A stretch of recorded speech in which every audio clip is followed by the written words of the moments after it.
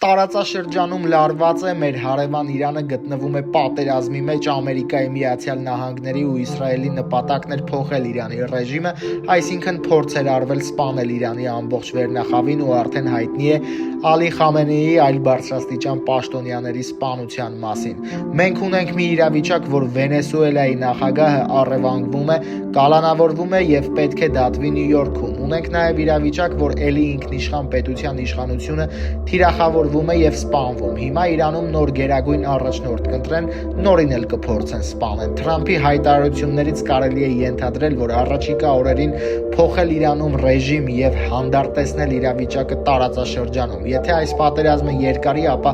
ծայրահեղ ծանր իրավիճակը կարող է լինել միջազգային առևտրի, բիզնեսի, ֆինանսական, նավթային, գազային շուկաների համար։ Իսկ ինչ կա Հայաստանում։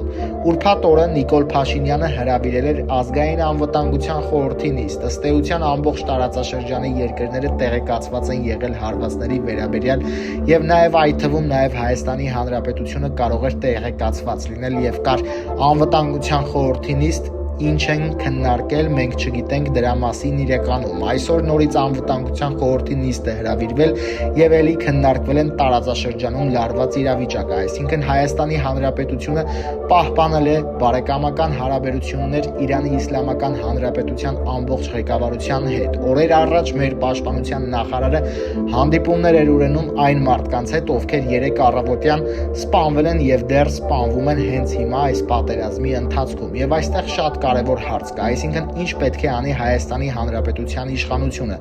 Պետք է ցավակցի, օրինակ հոգևոր առաջնորդի մահվան կապակցությամբ, չպետք է ցավակցի։ Սրանք հարցեր են, որոնց պատասխանները դժվար է գտնել։ Իրանի Իսլամական Հանրապետությունում հիմա բացվելու է ցավակցությունների գիրք։ Պետք է բոլորը գնան ցավակցությունների գրքում գրառում անեն, թե չպետք է գնան գրառում անեն։ Ինչ է տեղի ունենալու, այս բոլոր հարցերը բնականաբար դրված է Հայաստանի Հանրապետության իշխանության սեղանին,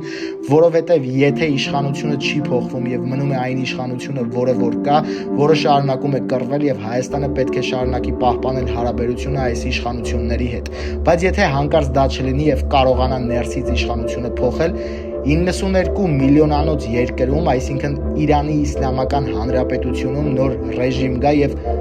ով գիտի, եթե այդ երկիրը կպահպանվի այն իր տեսքով, որը կա, թե կփլուզվի, կտորների կբաժանվի, Ադրբեջանը այդտեղից ինչ կառիթավորվի, ինչ տեղի կունենա։ Սրանք կարևոր մարտահրավերներ են, որոնք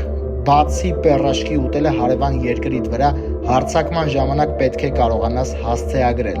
Կա հույս, որ մենք ունենք adekvat իշխանություններ, ես քանի որ ճանաչում եմ իրենց անձամբ, կարծում եմ, որ չկա։ Այս իմաստով բնականաբար այս բոլոր մարտահրավերները մեր առջև են դրված։